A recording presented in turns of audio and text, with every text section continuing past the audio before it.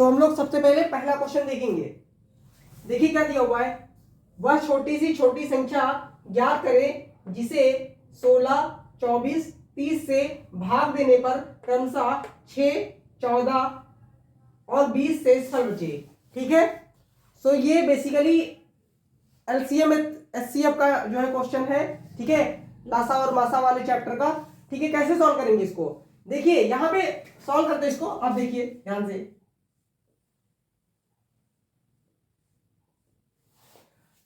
हमारे पास जो नंबर दिए गए हैं वो कौन कौन से हैं, 16, 24 और 30, 16, 24 और 30। ठीक है, और जो शेष बच रहा है वो कितना बच रहा है, पहले केस में 6, दूसरे में 14 और तीसरे में 20।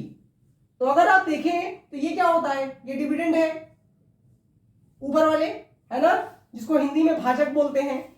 और ये शेष कितना बच रहा है, रिमाइंडर कितना बचा है, 6। तो आप इन दोनों के बीच का डिफरेंस देखें, यहां 10 आ रहा है, यहां भी 10 आ रहा है और यहां भी 10 ही आ रहा है। ठीक है, यानी कि डिविडेंड और रिमाइंडर के बीच का डिफरेंस जो है वो सेम है, 10 ही है। ठीक है, सो कौन सी संख्या होगी, वो इन जो दी गई संख्या है उनका एलसीएम -10 होगा, एलसीएम -10। तो यानी कि लासा निकालेंगे हम लोग 16 का, 24 का और 30 का, और उसके बाद 10 माइनस कर देंगे क्योंकि 10 ही कॉमन आ रहा है। ठीक है, तो देखिए बहुत जल्दी से निकल जाएगा, 2 से 8 बार में कैंसिल, 2 से 12 बार में कैंसिल, 2 से 15 टाइम में कैंसिल, 2 से फिर से कैंसिल कर दीजिए, 2 से 4 टाइम में, 2 से 6 टाइम में, और ये नहीं कटेगा तो इसको राइट कर दीजिए ऐसे ही। फिर से 2 से कैंसिल कर दीजिए, 2 से 2 बार में, 3 बार में, 15 टाइम में। अब एक बार 2 से और कटेगा तो ये कट जाएगा, 3 से कटेगा तो ये वाला 3 कट जाएगा और फिर 5 बचेगा यहाँ पर। ठीक है, सो 5 से कैंसिल हो जाएगा। तो आप देखिए यहाँ पे इनका प्रोडक्ट क्या आ रहा है, 2 2 जा 4, 4 2 जा 8, 8 2 जा 16, 16 3 जा 48, 48 इंटू 5 240। ठीक है, और क्योंकि सारे ही जगह पे जो डिविडेंड है और रिमाइंडर यानी कि भाजक और शेषफल के बीच का डिफरेंस 10 है, तो इसमें से 10 सब्ट्रैक्ट कर दीजिए तो क्या आ जाएगा, 230 आ जाएगा। और 230 ही वो नंबर होगा जो 16 से 24 से 30 से डिवाइड करने पर रिमाइंडर 6, 14 और 20 बचेगा। तो इस क्वेश्चन का राइट आंसर हो गया 230। ठीक है, समझ में आया कि नहीं, देख लीजिए आप लोग एक बार सॉल्यूशन।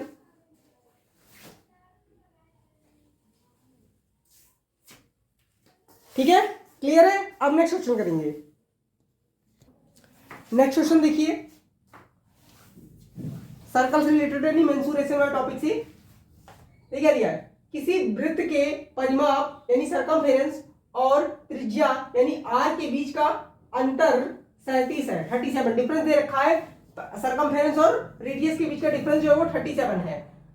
तो वृत्त के क्षेत्रफल का 50% कितना होगा, तो हमें बताना है कि जो सर्कल का एरिया आएगा उसका 50% कितना होगा।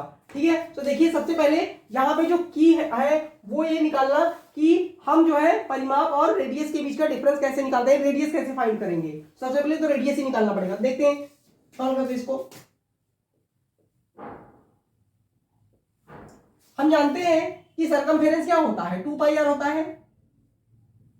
ठीक है, सर्कमफेरेंस यानी परिमाप क्या होता है, परिमाप होता है सर्कल का 2 पाई आर, 2 पाई आर यही होता है। ठीक है, अब वो क्या कह रहा है कि परिमाप और त्रिज्या, त्रिज्या हम जानते हैं, त्रिज्या को हम आर से रिलेट करते हैं। ठीक है, तो इन दोनों के बीच का जो डिफरेंस दे रखा है, इन दोनों के बीच का जो डिफरेंस दे रखा है वो कितना है, वो है 37। ठीक है, वो कितना है, 37 है। तो अब देखिए यहां से क्या कॉमन ले पाएंगे, यहां से कुछ, एक बार मैं इसको दोबारा से लिख देता हूं, 2 pi R minus R is equal to 37। तो यहां से कुछ कॉमन ले सकते हैं क्या, हाँ ले सकते हैं, आर हम कॉमन ले लेते हैं। जब हम आर कॉमन ले लेंगे तो अंदर क्या बचेगा, 2 pi minus 1 is equal to 37। ठीक है, दिख रहा है, क्लियर है। आगे देखिए, तो आर, अब यहां देखिए पाई का मान हम लोग रख लेते हैं। हम जानते हैं पाई का मान क्या रखेंगे, 22/7। ठीक है, -1 इज इक्वल टू 37। ठीक है, सो बस यहां से कुछ नहीं करना। देखिए r इज इक्वल टू, हम जानते हैं क्या आएगा 44 और यहां -7/7 इज इक्वल टू 37। ठीक है, सो यहां पे इक्वल नहीं है बेसिकली। ठीक है, सो अब यहां देखिए ये मल्टीप्लाई होगा यहाँ पे। तो अब यहाँ पे देखिए क्या होगा, r इज इक्वल टू ये 37 आएगा और 37 से 37 कैंसिल हो जाएगा, तो यहां से हम रेडियस निकाल लेंगे r इज इक्वल टू 7। एक इसमें मैंने हाइड कर दिया है, 44 से 7 माइनस करेंगे 37, 37 से 37 कैंसिल हो जाएगा और ये 7 जो है राइट हैंड साइड में चला जाएगा, तो r बराबर आ जाएगा 7। तो हमसे क्या कह रहा है, हमसे कह रहा था कि इसका एरिया का जो है क्षेत्रफल का 50% कितना होगा। तो एरिया क्या होता है सर्कल का, यहां लिख रहा हूं, देखिए एरिया होता है पाई आर स्क्वायर। एरिया क्या होता है, पाई आर स्क्वायर। क्षेत्रफल होता है पाई आर स्क्वायर। तो हम जानते हैं पाई का मान होता है 22/7, आर हमें मिल चुका है 7 × 7, ठीक है। ये हमारा हो जाएगा क्या, ये हमारा हो जाएगा क्षेत्रफल। और उसने कहा 50%, 50% का मतलब क्या होता है 1/2, 50% का मतलब 1/2। तो देखिए 7 से 7 कट गया ये वाला, और 2 से ये कट गया, 2 से कट जाएगा ये 11 बार में। तो क्या आंसर आ जाएगा 11 × 7 यानी 77। इसमें दिया था मीटर में, तो मीटर में दिया था तो मीटर में आ जाएगा, ठीक है, मीटर स्क्वायर, ठीक है। सो इस क्वेश्चन का राइट आंसर क्या हो गया 77 metre square, option number C. देख लीजिए सॉल्यूशन। अब देखते हैं नेक्स्ट क्वेश्चन। नेक्स्ट क्वेश्चन देखिए, लेंथ बहुत ज्यादा हो गया, कोई बात नहीं, देखते हैं। दिया 12 यानी कि 12 पुरुष किसी काम को 36 दिनों में कर सकते हैं, उसी काम को 18 महिलाएं 60 दिनों में कर सकती हैं। क्या करती हैं, एक ही बात है। 8 पुरुष और 20 महिलाएं मिलकर 20 दिनों तक काम करते हैं। यदि शेष कार्य 4 दिनों में केवल महिलाओं द्वारा पूरा किया जाना है तो कितनी महिलाएं मिलकर कर पाएंगी, ठीक है। तो बेसिकली ऑप्शन में वुमेन्स का नंबर दिया गया है, A 70, B 28। तो हम देखेंगे कैसे सॉल्व करेंगे इसको, ठीक है। मेन और वुमेन, ये टाइम एंड वर्क का क्वेश्चन है जो कि दोनों साथ में दिया है। तो देखिए मैं सॉल्व करता हूं यहाँ पे। 12 मैन यानी 12 आदमी मिलके किसी काम को कितने दिन में कर रहे हैं 36 दिनों में। ये हो गया टोटल मैन की कैपेसिटी। मैं मान लेता हूं मैन की कैपेसिटी यम है, और तो टोटल 12 मैन हो गए इंटू कैपेसिटी यम और इंटू टाइम टेकन बाई, ठीक है। तो हो गया टोटल वर्क, और ये किसके बराबर होगा 18 महिलाएं। अब महिलाओं की कैपेसिटी क्या मानेंगे W, ठीक है, और वो कितने दिन में काम कर रही है 60 दिनों में। तो ये वाला टोटल वर्क, ये वाला टोटल वर्क दोनों बराबर होगा क्योंकि दोनों सेम ही काम है, ठीक है। अब देखिए क्या करेंगे, पहले यहां से यम मैन और वुमेन की कैपेसिटी निकाल लेते हैं। 12 से काट दीजिए इसको, कितने टाइम में कट जाएगा 5 टाइम में, और 18 से ये कट जाएगा, 18 से ये कट जाएगा कितने टाइम में 2 टाइम में, ठीक है। So basically 2m is equal to 5w, यह आ जाएगा। So m is equal to 5 and w is equal to 2। तो मेन और वुमेन की हमें कैपेसिटीज पता चल चुकी हैं। ये क्या है, क्षमता, कार्य करने की क्षमता, ठीक है। अब देखिए तो टोटल वर्क निकाल लेते हैं। पहले तो आप किसी भी वैल्यू को सब्स्टिट्यूट करके आप निकाल सकते हैं। जैसे 12 मैं मैन से निकालता हूं, 12 इंटू मैन की कैपेसिटी 5 और टाइम ले रहा है टोटल कितना 36 दिन। तो ये कितना आ जाएगा, मल्टीप्लाई करते हैं 36 इंटू 5 180, 180 को 12, 18 को 12 से मल्टीप्लाई करते हैं 216 आता है, तो 2160, ठीक है, इतना आ जाएगा, इतना यूनिट। ये टोटल वर्क है, ये क्या है टोटल वर्क यानी कुल काम, ठीक। अब देखिए क्या कह रहा है कंडीशन में, 8 पुरुष और 20 महिलाएं मिलकर 20 दिनों तक काम करते हैं। 8 पुरुष यानी कि 8 मैन काम करेंगे, एक मैन एक दिन में 5 काम करता है, तो 8 इंटू 5 काम कर लेगा, ठीक है, प्लस 20 महिलाएं, एक महिला एक दिन में कितना काम करती है 2 काम करती है, ठीक है। अब ये लोग मिलके पूरा 20 दिनों तक काम करेंगे तो कितना काम कर देंगे। आप देखिए यहाँ पे ये 40, ये भी 40, 40 40 80, 80 को 20 से मल्टीप्लाई करते हैं तो आता है 1600। 80 को 8 × 16 तो अब डबल 0 आ जाएगा। तो देखिए इन दोनों के बीच का डिफरेंस कितना आ गया, इतना काम हो चुका है, 1600 यूनिट काम हो चुका है और टोटल वर्क था 2160 यूनिट, ठीक है। तो कितने का डिफरेंस आया दोनों के बीच में, आप देख सकते हैं यहाँ पे 6 आ जाएगा, यहाँ पे 11 से, और यहाँ देखिए आप 11 से 6 घटेगा तो क्या आ जाएगा 0 से 0, 6 में से 0 गया 6 और 11 से 6 घटेगा तो 5 आ जाएगा। 560 यूनिट का काम अभी बचा हुआ है, ठीक है। उसको कौन करेगा, उसको करेंगे, उसने कहा है कि शेष कार्य 4 दिनों में करना है। कितने दिनों में 4 दिनों में करना है और महिलाओं से करवाना है। और हम जानते हैं कि विमेन की कैपेसिटी 2 है, तो 4 × 2, ठीक है। अब हमें बताना है W कितना होगा, यानी कितनी विमेन कर पाएंगी मिलके। तो W इज इक्वल टू, हम जानते हैं एक वुमेन की कैपेसिटी 2 थी, तो 2 और 4 दिन में पूरा काम कर रही, तो 4 गुणे 2 हो गया, इससे आप कैंसिल कर दीजिए। हम जानते हैं 4 टू क्या होता है 8 से 1 बार में कट जाएगा और 8 से 7 बार में कट जाएगा, तो क्या आ गया 70। तो इस क्वेश्चन का राइट आंसर क्या है, कितनी महिलाएं चाहिए 70 यानी 70। ठीक है, कौन सा option, option number A right answer इस क्वेश्चन का। देख लीजिए सॉल्यूशन एक बार।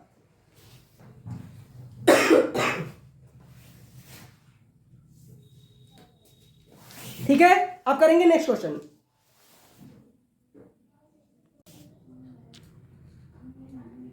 सो हम लोग पहला क्वेश्चन देखेंगे, देखिए क्या दिया हुआ है।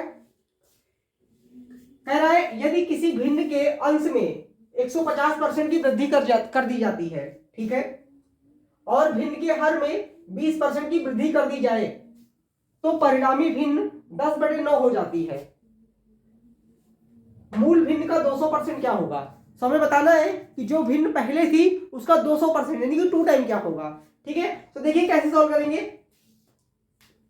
ओब्वियसली भिन्न का क्वेश्चन है तो हमें 2 वेरिएबल यानी एक्स वाई तो मानना ही पड़ेगा, या ए भी मान लीजिए, जो भी मानना है मान लीजिए। ठीक है, तो देखते हैं हम लोग कैसे इसको बना पाएंगे। मैंने मान लिया कि स्टार्ट में भिन्न क्या था, एक्स अपॉन वाई था। ठीक है, अब देखिए एक्स अपॉन वाई था। अब जब किसी चीज में 150% की वृद्धि कर देते हैं, जब किसी चीज में 150% की वृद्धि कर देंगे तो वो स्वयं का कितना हो जाएगा, खुद का हो जाएगा 250%। कितना हो जाएगा 250%। और 250% हम जानते हैं कि हम क्या लिख सकते हैं 250% को, परसेंटेज से नीचे 100 आएगा, तो मैं इसको क्या लिखता हूँ पाई/2 लिख सकता हूँ कि नहीं लिख सकता हूँ। तो इसका मतलब ये क्या हो जाएगा 5x/2। कोई दिक्कत, हमने भिन्न को x माना था, 150% से इंक्रीज कर दिया, तो जब कोई चीज 150% बढ़ जाएगी तो 250% हो जाएगी, तो 5x/2 हो गया। ठीक है, आगे देखिए फिर क्या कह रहे हैं वो। अब हर में 20% की वृद्धि कर दी गई। हम जानते हैं 20% क्या होता है, 20% क्या होता है 1/5 होता है। 5 से 1, अगर 5 से 1 बढ़ जाएगा तो कितना हो जाएगा 6 हो जाएगा। तो अगर मान लेते हैं कि भिन्न y थी तो ये 1/5 बढ़ के कितनी हो गई 6/5, यानी कि क्या हो जाएगा 6/5y। ठीक है, अब वो क्या कह रहा है, तो क्या आएगा परिणामी भिन्न 10/9 हो जाती है। तो अब ये हो चुका है 10/9 यानी 10/9। ठीक है, तो बस अब कुछ नहीं करना है, बस सॉल्व करना है बस। देखिए तो हम जानते हैं, देखिए मैं इस वाले 5 से इसको इस 10 को काट सकता हूँ 2 बार में। हाँ, मैंने इसको कट कर दिया। ठीक है, ये भाई चला जाएगा ऊपर, तो कितना हो जाएगा 5x अपॉन, और ये 2 नीचे आगे से मल्टीप्लाई हो जाएगा, तो 6 2 जा कितना होगा 12 इज इक्वल टू 2/9। ठीक है, यही होगा। आप काट भी सकते हो, काट दो इसको, 3 से कट जाएगा, 3 4 जा 12, 3 3 जा 9। अब कर दीजिए क्रॉस मल्टीप्लाई, 3 का 5 से मल्टीप्लाई होगा 3 5 जा 15x, और 4 का मल्टीप्लाई होगा 2 से होगा तो क्या हो जाएगा 4 2 जा 8y, 4 2 जा 8y, ये y था ना यहाँ पे। ठीक है, तो अब देखिए x का मान आ चुका है 8 और y का मान आ चुका है 15। इसका मतलब हमारा मूल फ्रैक्शन क्या था x अपॉन y, और x अपॉन y तो हम जानते हैं क्या आ चुका है हमारा 8/15। देख लीजिए 8/15। लेकिन क्या उसने ये पूछा है, उसने ये नहीं पूछा, उसने क्या पूछा, उसने कह रहा है 200% कितना होगा। तो 200% जानते हैं 100% का डबल 200%, तो इसको 2 से मल्टीप्लाई कर दीजिए। ठीक है, तो कितना आ जाएगा 16/15। तो इस क्वेश्चन का राइट आंसर क्या हुआ 16/15। ठीक है, ऑप्शन नंबर कौन सा बी। देख लीजिए एक बार।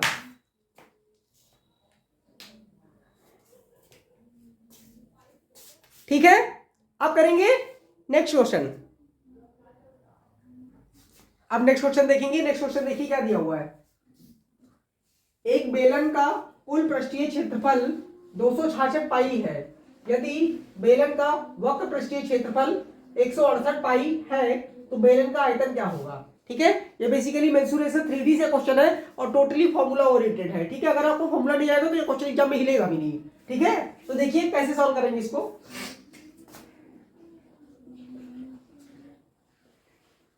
हम जानते हैं कि बेलन का कुल पृष्ठीय क्षेत्रफल क्या होता है, इसका फॉर्मूला क्या होता है 2 पाई r h प्लस r, यही होता है। ठीक है, और वक्रपृष्ठ का क्षेत्रफल क्या होता है? 2πRh ये होता है, ठीक है। और इन दोनों का जो है वैल्यूज दे रखी है कितनी? 266 पाई और इसका दे रखा है 168 पाई, ठीक है। सो इसको हम सॉल्व करेंगे, फिर देखेंगे क्या क्या इसमें निकाल सकते हैं। तो सबसे पहले इसको अगर देखें तो यहाँ तो पाई पाई कट गया ये, और इसको थोड़ा सिंप्लीफाई करते हैं, 2 से कैंसिल कर दीजिए इसको, 2 से कट जाएगा ये 133 टाइम में, और ये कट जाएगा कितने टाइम में? 84 टाइम में। और कैंसिल कर दीजिए, 7 से कट जाएगा, ये 7 से कट जाएगा 12 टाइम में, और 7 से ये कट जाएगा 19 बार में, ठीक है। सो 19 से पॉइंट पहले आ चुका है। अब यहाँ देखिए, यहाँ 2πr बाहर है और ये 2πr ये कट गया पूरा, ठीक है। तो बेसिकली हमारे पास क्या बचा?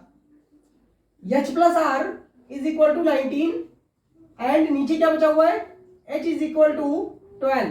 सो मैं कह सकता हूं, अगर मैं ऊपर वाले से नीचे वाले को सब्ट्रैक्ट कर दूं, मान लो ये वाला 1 इक्वेशन है, ये वाला 2 है, तो अगर 1 से 2 सब्ट्रैक्ट करोगे तो r बराबर क्या आ जाएगा? r बराबर आ जाएगा 7, ठीक है। तो h बराबर क्या आ जाएगा?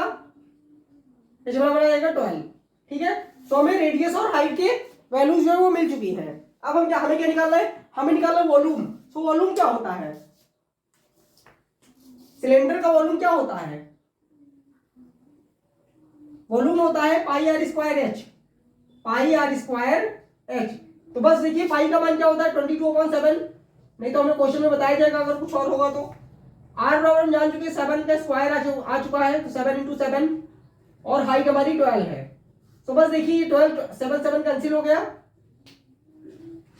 और तो कुछ कटेगा नहीं। तो 22 × 7 क्या होता है? 154 × 12, उसको मल्टीप्लाई कर दीजिए। 12 × 4 होता है 48, 48, 4 कैरी करेगा 12 और 5 60, और 4 64 की 4, 6 कैरी करेगा 12 × 1 12 को मारा 6 18, तो 1848 इसका आंसर आ जाएगा। क्या आएगा? 1848। देख लीजिए, that means option number C is the right answer. देख लीजिए आप लोग सॉल्यूशन, ठीक है। ये टोटली फॉर्मूला ओरिएंटेड क्वेश्चन था। अगर फॉर्मूला याद नहीं होगा तो फिर बनेगा नहीं काम। तो मेरी एक वीडियो पड़ी हुई है जिसमें मैंने टोटल सिलेंडर के बारे में समझाया हुआ है, उसको आप लोग देख सकते हैं, ठीक है। अब करेंगे नेक्स्ट क्वेश्चन। अब नेक्स्ट क्वेश्चन देखते हैं। देखिए दिया हुआ है, रवि 3 वर्ष के लिए x% प्रति वर्ष की दर से 7500 रुपए का निवेश करता है, ठीक है। 3 वर्ष के बाद उसे कुल 11,550 रुपए प्राप्त हुए। तो x का मान बताओ यदि ब्याज की दर साधारण ब्याज हो, ठीक है। यानी साधारण ब्याज जो कि नीचे मेंशन कर दिया गया है कि साधारण ब्याज में 7500 रुपए इन्वेस्ट किया है उसने, तो उसको 11,550 रुपए मिलेंगे 3 साल के अंत में। तो x का मान बताना, नहीं ब्याज की दर हमें बतानी है, ठीक है। तो देखिए कैसे करेंगे, फॉर्मूला नहीं लगाने वाले, फॉर्मूला वो बेसिक से नहीं करने वाले, कुछ और करेंगे। देखिए 7500 रुपए उसने इन्वेस्टमेंट किया, ठीक है। वो कितना बन गया? 11,550, ठीक है। तो चेंज कितने का आया? चेंज देखेंगे सबसे पहले हम, 50 तो ये आ जाएगा, ठीक है, यहां से, और 5 में से 5 गया 0, और 11 में से 7 गया 4, तो 4,050 रुपए का उसको इंटरेस्ट मिला है, कह सकते हैं। और ये कितने सालों में मिला है? 3 सालों में। तो हम, क्योंकि टाइम दे रखा है, देखिए 3 साल यहाँ पे लिखा हुआ था, ये 3 वर्ष में, तो इसको 3 से कर दीजिए डिवाइड, तो 1 साल में कितना मिलेगा? 1 ईयर में, 1 ईयर में कितना मिलेगा? 4050/3, 3 से काट दीजिए इसको, 3 × 1 = 3, 3 × 3 = 9, 3 × 5 = 15, और 3 × 0 0, तो 1 साल में मिलेगा 1350 रुपए, ठीक है। तो ब्याज की दर जो है वो हर साल सेम रहती है जब बात सिंपल इंटरेस्ट की होती है, यानी कि साधारण ब्याज की होती है। तो ये जो 1350 रुपए मिल रहे हैं पर ईयर, ये 7500 रुपए में ही मिल रहे होंगे। तो हम देख लेते हैं पहले साल का इंटरेस्ट क्या है, बस हमारा आंसर आ जाएगा। तो ये 7500 का कितना परसेंट है, ये हमें निकालना है, ठीक है। देखिए 7500 × 100, ठीक है। तो बस कैंसिल कर दीजिए, आंसर रेडी है। 0 0 कट गया यहाँ पे, ठीक है। इसको 5 से कैंसिल कीजिए, 5 से करेंगे तो कितना आएगा? 27 आ जाएगा, ठीक है, और 1 0 आ जाएगा। 27 × 5 135 होता है, और 5 से इसको काटेंगे तो 15 आ जाएगा, ठीक है। तो कितना बचा? 270/15। हम जानते हैं इसको 15 से कैंसिल करेंगे तो 15 का 18 गुना होता है ये, ठीक है। सो 18 टाइम में कट जाएगा पूरा। सो एक्स का मान जो था वो क्या है, एक्स इज इक्वल टू क्या आ गया 18%। एक्स की वैल्यू ही तो पूछी थी, ठीक है। तो कितना आ गया 18%। That means option number A is the right answer of this question. देख लीजिए एक बार सॉल्यूशन।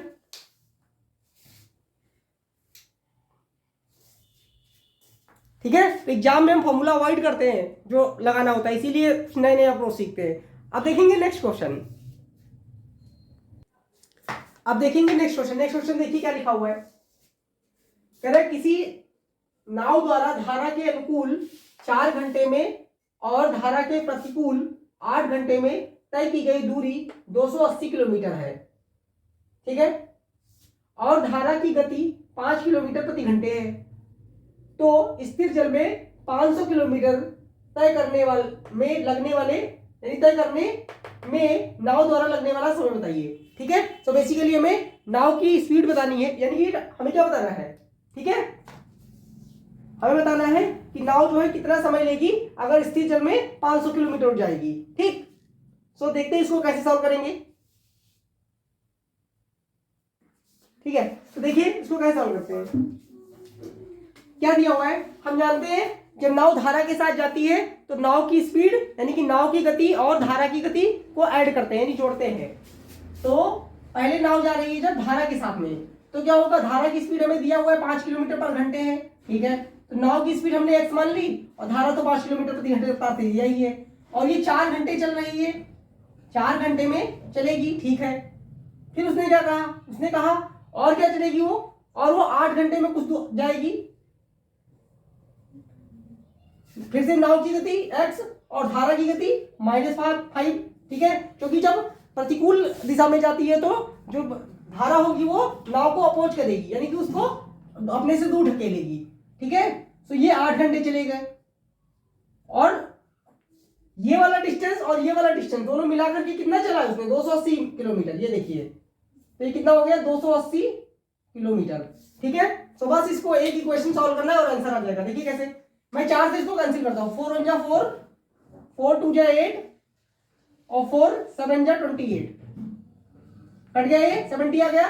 फिर इस यहां देखिए यहां क्या बचेगा x + 5 प्लस यहां देखिए 2 का अंदर मल्टीप्लाई होगा तो 2x, और ये 2 5 जा 10 आ जाएगा माइनस का, तो यहां 70 आ जाएगा। अब यहां देखो 2x है, यहां x है तो 3x बराबर क्या आएगा, और ये 5 यहां देखिए ये 5 जो है इस 10 से सब्ट्रैक्ट होगा तो -5 आएगा, और -5 पीछे आके ऐड हो जाएगा 75 आ जाएगा। तो 3x की वैल्यू आ गई 75। सो x की वैल्यू क्या आएगी 25, x की वैल्यू क्या आ गई 25, यानी कि बोट की स्पीड आ चुकी है 25 kilometre per hour, 25 kilometre per hour, ये बोट की स्पीड है। अब क्या बोल रहा है वो नाव की स्पीड है, तो स्थिर जल में 500 किलोमीटर जाना है उसको। जब स्थिर जल में जाएगी तो वो केवल बोट का स्पीड यूज होगा, यानी कि 500 किलोमीटर जाने में 25 किलोमीटर प्रति घंटे की रफ्तार से वो चलेगी, तो कितना टाइम लगेगा, हम जानते हैं 25 का 2 गुना होता है ये 50, तो 2 आ गया, ये 0 आ गया, तो उसको कितने घंटे का टाइम लगेगा 20 घंटे का। दैट मीन कौन सा ऑप्शन सही है, option number B is the right answer. देख लीजिए आप लोग एक बार सॉल्यूशन।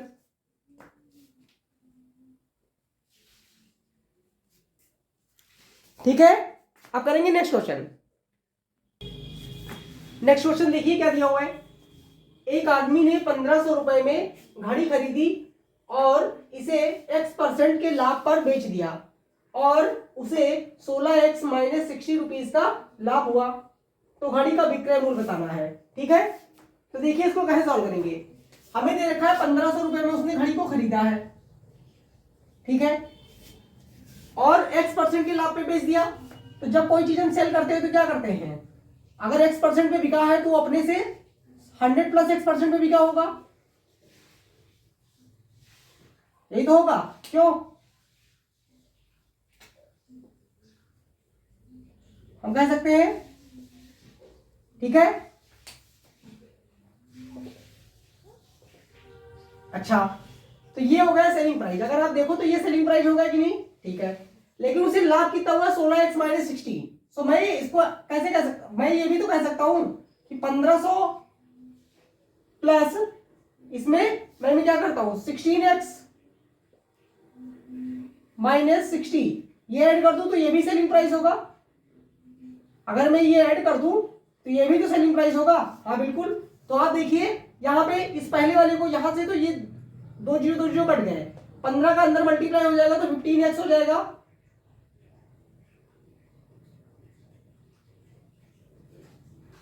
नहीं 1500 हो जाएगा,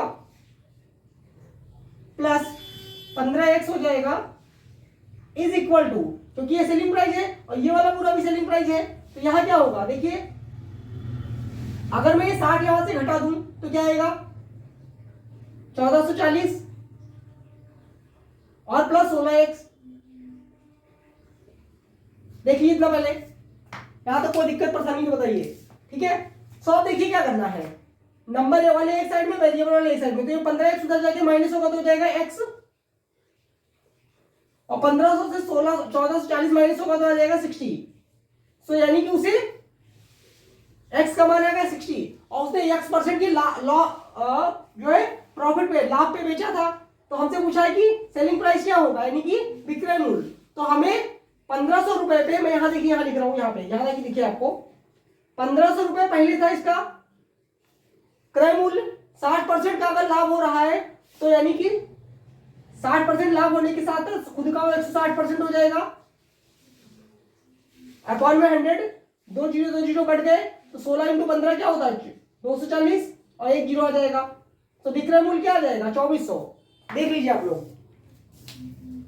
विक्रय मूल्य क्या आ जाएगा 2400, दैट मीन कौन सा ऑप्शन, ऑप्शन नंबर 1 ए, ठीक है। देख लीजिए सॉल्यूशन। सो ये थे कुछ बेहतरीन सवाल जिनकी अप्रोच आपने आज सीखी, ठीक है। और कैसा लगा वीडियो कमेंट करके बताएं आप लोग, ठीक है। और आप किस तरीके के क्वेश्चन चाहते हैं, क्या अच्छी प्रैक्टिस हो रही है कि नहीं, ये भी आप लोग कमेंट बॉक्स में बता सकते हैं। आप मिलेंगे अगले सेशन में, तो तब तक के लिए थैंक यू सो मच। अगर वीडियो पसंद आए तो लाइक करें, शेयर करें।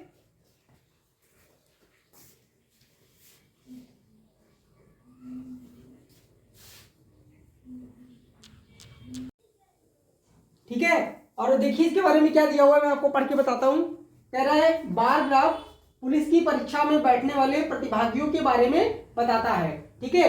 क्या दिया है, डिफरेंट ईयर दिया है, ईयर 2010, 2011, 2012, 2013, 2014, और 2010 में कितने लोग परीक्षा में बैठे थे वो बता रहा है, 2011 में, 2012 में, 2013 में, 2014 में, ठीक है। ये मैं ऊपर लिख दे रहा हूं जिससे आसानी रहे। आप देखिए यहाँ पे 2010 वाला पार्ट देखिए 120 के आसपास है, ठीक है। तो यहाँ पे कितने लोग पार्ट परीक्षा में बैठ रहे हैं, 120 लोग। 2011 में देखिए ये 140 के पास है, तो 2011 में कितने लोग बैठ रहे हैं, 140 लोग। और 2012 में देखिए ये 60 और 40 के बीच में, तो यहाँ पे कितने लोग आ जाएंगे, 150 लोग, ठीक है। अब 2013 में देखिए ये 80 के, देखिए 80 वाली लाइन है इसी के आसपास है, तो यहाँ पे कितने लोग बैठ रहे हैं, 80 लोग। और 2014 में देखिए यहां देखिए ये 60 और 40 के दोनों के बीच में है, ये देखिए, है ना। तो यहाँ पे कितने लोग बैठ रहे हैं परीक्षा में, 50 लोग। तो इतनी जानकारी ये बार बार देता है हमें। अब इस पे आधारित हमें क्वेश्चन का आंसर करना है, ठीक है। तो पहला क्वेश्चन रीड करते हैं, देखिए क्या दिया है। 2012 में परीक्षा में बैठने वाले अभ्यर्थियों की कुल संख्या 2013 में परीक्षा में बैठने वाले परीक्षार्थियों की कुल संख्या का अनुपात क्या है। तो बेसिकली 2012 में कितने लोगों ने परीक्षा दी है और 2013 में कितने लोगों ने परीक्षा दी है, उसका हमें अनुपात बताना है। तो देखिए 2012 का हम कहां से लेंगे, ये देखिए दे रखा है 150, तो 2012 में कितने लोगों ने परीक्षा दी, 150, और 2013 में परीक्षा में बैठने वाले अभ्यर्थियों की संख्या का अनुपात 2013 में कितने लोग दे रहे, 80, तो इनका रेशियो क्या आ जाएगा, 0 कट जाएगा, ठीक है, 0 कट जाएगा, तो अनुपात क्या आ जाएगा, 15:8। तो इस क्वेश्चन का राइट आंसर क्या हुआ, 15:8, ठीक है। ऑप्शन में दे रखा है, ऑप्शन में नहीं दे रखा है तो एक ऑप्शन और लिख लीजिए, यहाँ पे ई कर लेते हैं, जिसमें हो जाएगा 15:8, ठीक है। वैसे एग्जाम में 4 ही ऑप्शन आएगा, तो वहां पे ऐसा नहीं होगा, तो वहां पे एक ऐसा हो सकता दिया होगी, इसमें ऊपर दिए गए में से कोई नहीं, ठीक है। तो इस क्वेश्चन का राइट आंसर होगा 15:8। अब हम देखेंगे इसी डेटा पे बेस्ड अगला क्वेश्चन। अगला क्वेश्चन देखिए क्या दिया है, यदि 2011 में परीक्षा में बैठने वाले प्रतिभागियों में लड़कों और लड़कियों का अनुपात 4:3 हो तो 2011 में बैठने वाले लड़कों की संख्या और 2014 में बैठने वाले कुल प्रतिभागियों की संख्या में अंतर कितना है। ठीक है, तो देखिए हमें कौन कौन से ईयर के बारे में बात कर रहे हैं। 2011 के बारे में ये देखिए दिया है और 2014 के बारे में, तो 2 ईयर का हम देखेंगे। यहाँ देखिए 2011 में कितने लोग हैं, 2011 में 140 लोग हैं, 140। इसमें कुछ लोग बॉयज होंगे, कुछ गर्ल्स होंगी। ठीक है, और दे रखा है लड़के और लड़की का अनुपात तो 4:3 है, 4 और 3। तो जब हम 140 को 4 और 3 के अनुपात में ब्रेक करेंगे तो ये कितना टोटली कितना हो जाएगा, 7।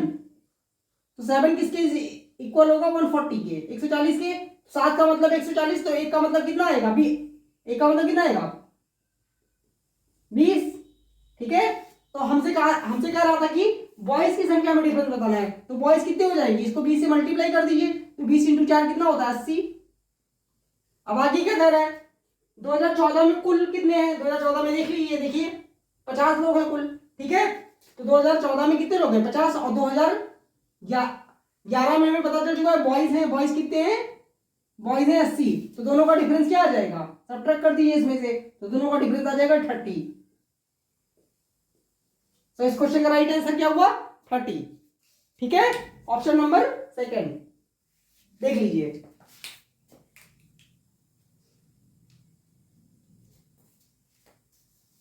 अब करेंगे इसी डाटा पे आधारित एक और क्वेश्चन। अगला क्वेश्चन देखिए क्या दिया है, 2010 में परीक्षा में बैठने वाले प्रतिभागियों की संख्या एक साथ 2012 और 2014 में बैठने वाले प्रतिभागियों की संख्या का कितना प्रतिशत है। ठीक है, बेसिकली हमें बताना है कि 2010 में जो परीक्षा में लोग बैठ रहे हैं और 2012 और 14 में जो एक साथ मिला करके जो लोग परीक्षा में बैठ रहे हैं उनकी कुल संख्या का कितना प्रतिशत है। ठीक है, तो देखिए 2010 में कितने लोग परीक्षा में बैठ रहे हैं, 120 लोग, और 2012 और 14 में देखिए आप 150 लोग बैठ रहे हैं, और 14 में कितने लोग बैठ रहे हैं, 14 में 50 लोग बैठ रहे हैं। तो बेसिकली ये 2010 में 120 और 2012-14 दोनों मिला के कितने हो गए, 200। तो हमसे पूछा है कि कितना परसेंट है, तो परसेंटेज निकाल लेंगे, 100 से मल्टीप्लाई करते हैं। तो अब यहाँ देखिए 2 जीरो तो कट गए, 2 से काट दीजिए इसको, 2 1 जा 2 और 2 6 जा 12, तो 60% हो जाएगा इस क्वेश्चन का आंसर। तो ऑप्शन नंबर डी, 4th यानी, देख लीजिए।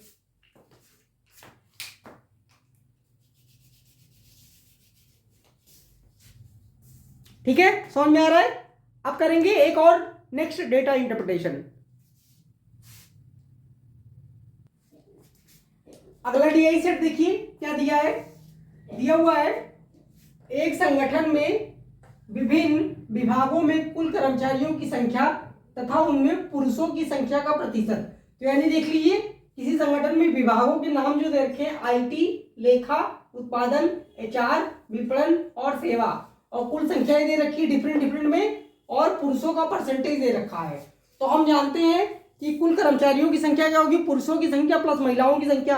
यानी अगर पुरुषों का परसेंटेज दे रखा है तो जो बचेगा वो क्या होगा, महिलाओं का परसेंटेज होगा। ठीक है, और इसके बाद हमें क्वेश्चन दे रखा है, तो इसको हम 2 तरीके से कर सकते हैं। या तो हम पहले पुरुषों का और महिलाओं का इंडिविजुअल निकाल लें, ठीक है, फिर क्वेश्चन पे जाएं, या फिर क्वेश्चन को देख लें कि किस तरीके से पूछा गया है। तो हम निकालेंगे नहीं, ठीक है, निकालेंगे तो टाइम लगेगा। तो एक काम करते हैं, पहले क्वेश्चन की तरफ चलते हैं, देखते हैं क्वेश्चन कैसा पूछ रहा है। जैसे क्वेश्चन पूछेगा उस तरीके से हम सॉल्व कर लेंगे। तो आइए पहला क्वेश्चन देखते हैं। पहला क्वेश्चन देखिए क्या लिखा हुआ है, उत्पादन विभाग में महिलाओं की संख्या का विपणन विभाग की महिलाओं की संख्या से अनुपात क्या है। तो बेसिकली हमें उत्पादन यानी कि देखिए 3rd नंबर पे, और विपणन देखिए यहाँ पे 2nd लास्ट, इनमें महिलाओं की संख्या के बीच में अनुपात पूछा गया है। तो क्या हमें महिलाओं की संख्या निकालनी पड़ेगी, निकालनी नहीं पड़ेगी, हम रेशियो से ही काम चला लेंगे। कैसे, हमसे अनुपात ही पूछा है, तो देखिए यही लिखता हूं, टोटल जो है वो 900 है, टोटल 900 है, 900 और में 77% यानी 77% अगर पुरुष हैं तो महिलाएं कितनी होंगी जो बच गई, यानी कि 23%। तो इनका 23%, ठीक है। नीचे 100 आएगा। इनसे हमें अनुपात चाहिए किसका, विपणन में। देखिए 450 लोग टोटल हैं और अगर 56% लोग पुरुष हैं तो महिलाएं कितनी होंगी जो बच गई रिमेनिंग। टोटल 100% होता है नहीं 44%, ठीक है। तो इसका 44 कर दीजिए। नीचे 100 यहां भी आएगा। तो अब देखिए बस अब कैंसिलेशन करना है बस। तो यहां 100 और ये 100 तो कट गया, ठीक है। इसको हम डायरेक्ट कैंसिल कर सकते हैं। अब क्या बचा, अब एक चीज और देखिए, हम जानते हैं कि 450 का दो गुना होता है 900, तो इसको भी काट दीजिए। 2 बार में कट गया, ये कट गया कि नहीं। अब 2 से देखिए ये, और 2 से ये कट गया 22 बार में।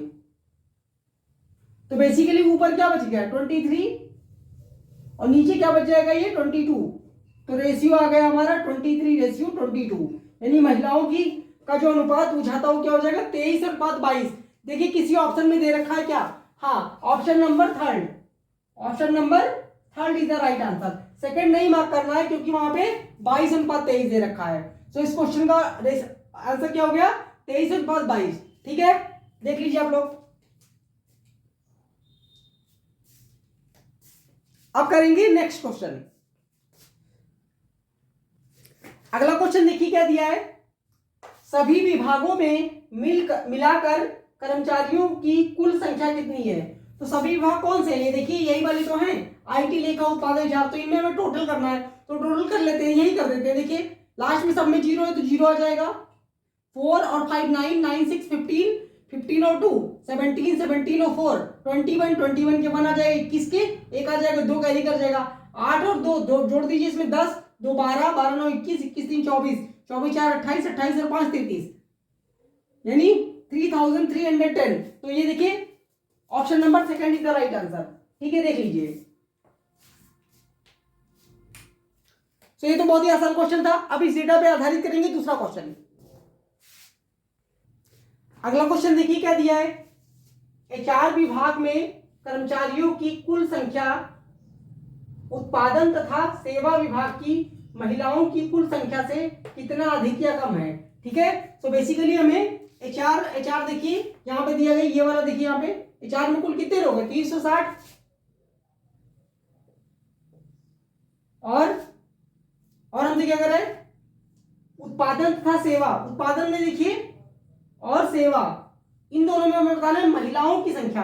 तो महिलाओं की संख्या कैसे निकालेंगे, पुरुषों का परसेंटेज दे रखा है 77 और हम जानते हैं टोटल 100% होता है। तो यहाँ पे महिलाओं की संख्या, महिलाएं कितनी हो जाएंगी 23%।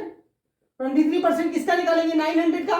तो 23% 900 का कितना होगा 23 इंटू 9, परसेंटेज से 2 जीरो कट जाएंगे तो ये कितना आ जाएगा 207, ठीक है। और क्या कह रहा है यहां देखिए 540 है टोटल, जिसमें 60% पुरुष है तो 40% महिलाएं होंगी।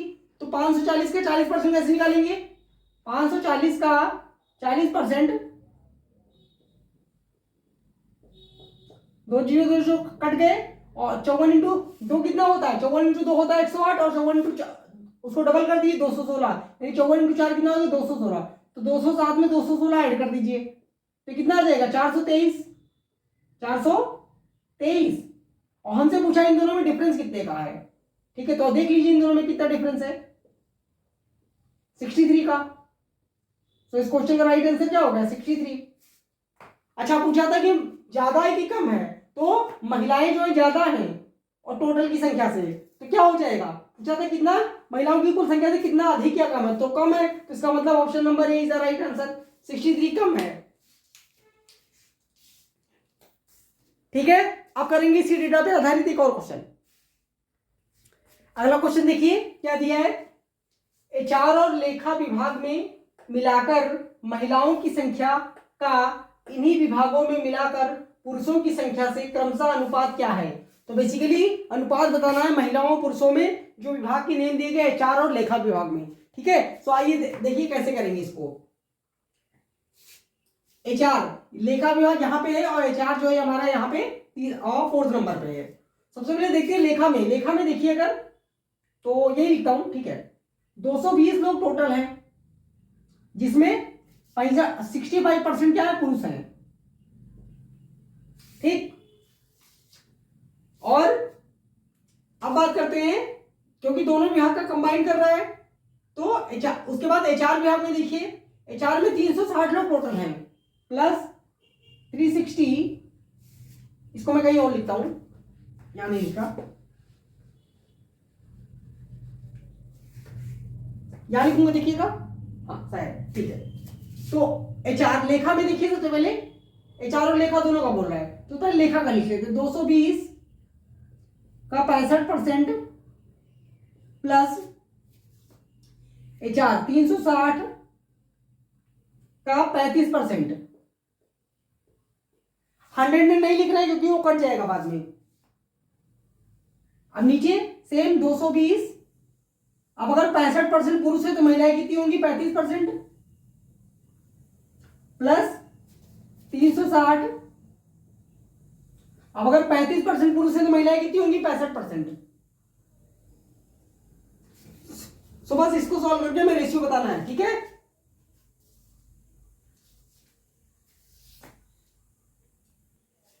तो देखिए इसको कैसे कैंसिल करेंगे, ये थोड़ा सा लेंदी हो रहा है लेकिन कोई बात नहीं। देखिए सबसे पहले क्या करते हैं, 0 0 कट कर देते हैं, 4 जगह से 0 0 कट जाएंगे।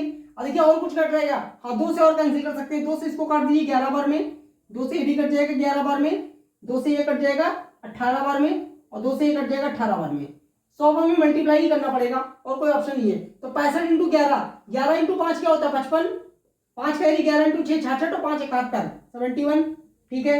अब यहां देखिए इस वाले को 18 इंटू 5 90, ये 0 9 कैरी, और 18 इंटू 3 54, 54 में 9 जोड़ेंगे तो क्या आएगा 63। तो यहाँ 5 आ गया, 3 1 4 और 7 6 13, तो 1345 तो आ गया ऊपर वाले पूरे कॉलम का, ठीक है। अब नीचे वाले की बात करते हैं। सो अब ये नीचे वाला देखते हैं, 11 इंटू 35 हमें करना है, तो 35 इंटू 10 कितना होता है, 350, और 35 और जोड़ दीजिए इसमें तो कितना हो जाएगा 385, ठीक है। तो पहला तो इसका आ गया 385 प्लस, अब 18 इंटू 65 में करना है, तो 18 इंटू 5 क्या होता है 90, 9 कैरी करेगा, 18 इंटू 6 108, 108 में 9 जोड़ दिए 117। तो इन सबको प्लस कर दीजिए, देखिए कितना आएगा, 300 अगर मैं 1100 में जोड़ दूं 1400 हो जाएगा, और 1400 और 80 और 70 कितना होता है 150, यानी 1550। तो और जो है 5 और जोड़ेंगे तो 1575 जोड़ लेते एक बार, 5 यहाँ आ जाएगा, 8 7 15 की 5 हासिल 1, और 3 1 4 1 5, ठीक है, ठीक है। तो कितना आ जाएगा 1555। तो बेसिकली अब हमें इनका रेशियो लेना है, हमें इनका रेशियो लेते हैं। देखिए 5 से कैंसिल करते हैं इसको, 5 से काट देंगे तो 2 बार में कट गया, 6 बार में कट जाएगा, और कितने बार में कटेगा 9 बार में। जहां 5 से काट दीजिए तो 5 से 3 बार में कट गया, और 5 से 1 बार में 1 बार में। तो इसका मतलब 269 और 311 का रेशियो आएगा, ठीक है। किस ऑप्शन में दिया है 269 311, option number 3 is the right answer, देख लीजिए, ठीक है। ये क्वेश्चन थोड़ा सा कैलकुलेटिव हो गया, लेकिन जब डीआई में 3 4 क्वेश्चन आएंगे तो एक क्वेश्चन ऐसा रहेगा जो टाइम कंज्यूम करने वाला रहेगा, ठीक है। तो ये कैसा लगा सेशन, आप लोग कमेंट करके बता सकते हैं। अब मिलेंगे नेक्स्ट सेशन में, ठीक है, अगले उस क्वेश्चन सीरीज के साथ में। तो तब तक के लिए थैंक यू सो मच। अगर वीडियो पसंद आए तो लाइक करें, शेयर करें।